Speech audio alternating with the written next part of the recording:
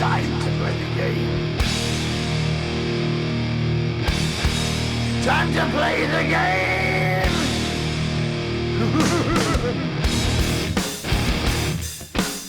Welcome back, YouTubers. I am Jason Wiersema. This is Tankers Fantasy Football, and we are going to get into some buy or sell for Week 5 of the NFL season. Before we do, you know how we do here at Tankers Fantasy. You know, maybe you throw us a subscribe, maybe you don't.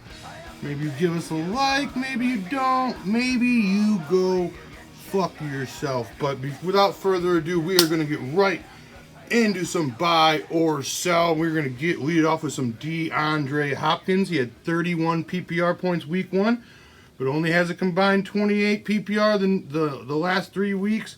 Combined, he did 9, 12, and 7 PPR points these last 3 weeks. The next 2 weeks, you know, expected to get a little more sexy deluxe for you out there, because he's going against the Falcons, who are 28th versus the pass as far as touchdowns allowed goes, and then he's going against the Chiefs, who are 26th in touchdowns allowed to wide receivers. So it should be getting real sexy deluxe here real soon for DeAndre Hopkins. So if you can go out there and get him on your team before this week, I would go ahead and try and do that. Calvin Ridley started off sexy as well. Had a 16-pointer week 1 and a 24-point PPR week 2. Then he flatlined. He had a 1-point week 3, and he had a 6-point last week. But he has Houston coming up, who are the 25th in yards given up to wide receivers, and he has Arizona, who you just know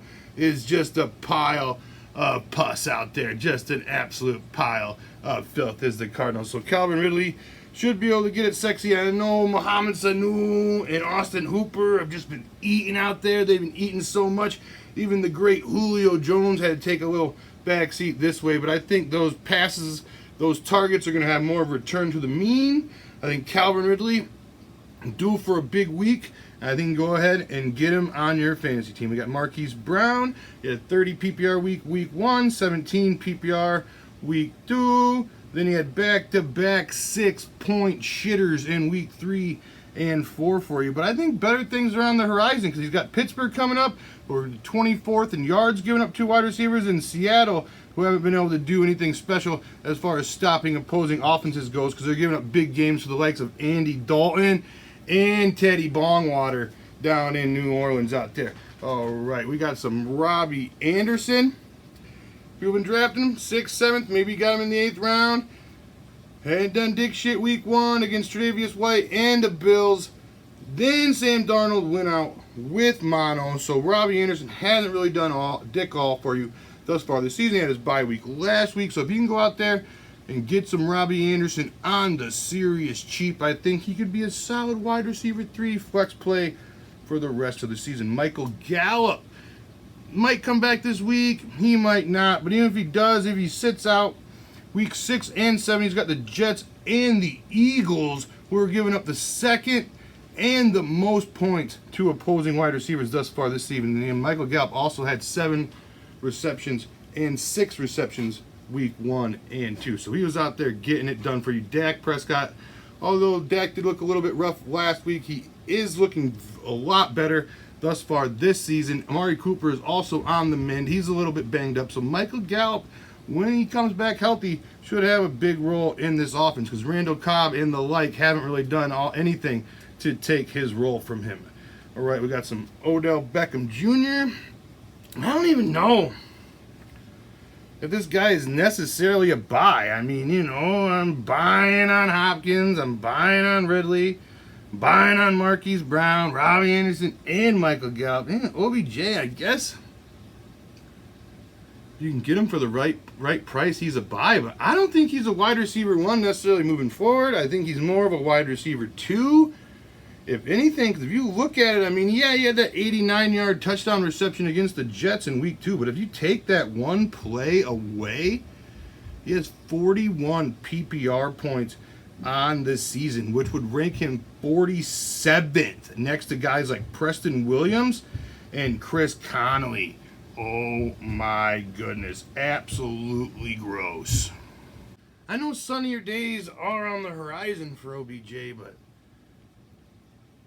you're looking at it, and I refuse to pay wide receiver one. You are not going to get me to buy OBJ at wide receiver one price. You're going to have to sell him cheap to me if I'm looking to buy the OBJ. So if your owner in your leagues actually, he's on the ropes, he's on tilt, he's looking to deal OBJ for pennies on the dollar, I would get involved then. But other than that, he's either a hold or a hope and pray, wait and see kind of situation. Just hope he returns to form.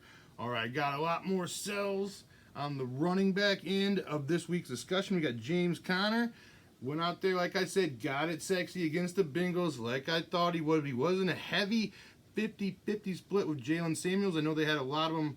They had them both on the field a lot, running that wild card situation. His ankle's a little banged up. This is the second time already this year James Conner's been a little bit banged up as well. So if you can go out there and you can get that back end RB1 value for James Conner right now, I would absolutely look to sell. All right, another sell, I think, hard sell. Jordan Howard, he had 21 points PPR coming into week 4. He had 32 in the week 4 game against the Packers last week, but his schedule next 4 of the 5 weeks, 3 of which he is going on the road to Minnesota, Dallas, and Buffalo. That's tough as nails. And his other game that's at home is the Bears. So if you can get if you can sell Jordan Howard for an RB2 right now, I would be just all in. I'd just sell all my shares in Jordan Howard right now if I can get back in RB2 value out there. Because the 4 of the next 5 games are some serious tough sledding for Jordan Howard. And speaking of Jordan Howard, I think you can buy low on Miles Sanders right now as well. I think if maybe Miles Sanders might be on your waiver wire after the Jordan Howard production. Maybe the Miles Sanders owner is giving up. Maybe he's like, well, Jordan Howard is clearly the guy in this Eagles offense. And if he's believing that, I think you can go out there and get Miles Sanders on pennies on the dollar and feel real good about yourself. Another buy I have, might be on your waiver wire as well. Ronald Jones is the first week he outsnapped Peyton Barber. Looking good. Got 13 PPR and 15 the last 2 weeks. I know, he's probably more of an RB3 flex play moving forward, but if he keeps dominating the snaps like he did against the Rams, I'm thinking, it might be, after a couple weeks, we might be talking about Ronald Jones as a back-end RB2. Who knows? So go out. If the guy in your league isn't sold on yet, I'd go out there and get a buy onto Ronald Jones. All right, we got some Todd Gurley. Another guy kind of like OBJ. I don't really know what to feel about it. He went out there. He had 8 total receiving yards in the first 3 weeks coming into week 4. He went out there, got the 7 receptions for 54 yards. Got in the end zone twice, was getting the goal line carries, but he only did have 16 rushing yards. So, I don't know. I guess Todd Gurley's kind of a hold. But if you can go out there and you can get, back in RB1 value right now for Todd Gurley, I think I'd go ahead and do that as well. All right, this next running back we have, we're talking about, I don't know, it might be time to put old Joe Mixon out to the fantasy football pasture out there. My goodness, that offensive line is absolutely grotesque. They basically have 5 knees out there blocking for my boy Joe. And I do love Joe. Got him in a couple leagues. Got him in my main hometown 5 keeper league. But, my goodness, how bad is it? The guy had 4 receptions for 1 yard against the Steelers. That offensive line is just absolutely grotesque. Andy Dalton got sacked 8 times. Andy Dalton's looking pissed. He's looking disgruntled. He's looking like he don't even want to be there anymore. John Ross is looking to miss multiple games, so they don't have anybody to fear taking the top off the defense with A.J. Green and John Ross now on the shelf. They're looking to have 15, maybe even 16 men in the box versus Joe Mixon moving forward. And, oh my goodness, I know you can't sell him. You can't get shit for him. If he goes somehow out there, we're just hoping, we're praying as Mixon owners, we are praying that he goes out there and does good work at home versus the Cardinals this week. Because if he does, just like James Conner last week, I think it's time to move Joe. I think you can get whatever you can for him. You can get RB2 value. If he goes out there and puts it up against the Cardinals, I would do so because Joe, Oh, Joe, you are about dead as far as fantasy value goes, bud. Right now, it just makes me disgruntled. All right, we got one tight end. George Kittle hasn't done anything for his owners. They probably drafted him second or third tight end off the board. George Kittle hasn't got it sexy for his owners yet this season. Coming off the bye week, he's got some better games ahead. He's still got 2 games versus the Cardinals, who just vomit up everything to tight end. He's got a game against the Bengals coming up as well, I do believe. So if you can get George Kittle on the cheap, I would probably go ahead and do so. All right, you like the cut of my jib?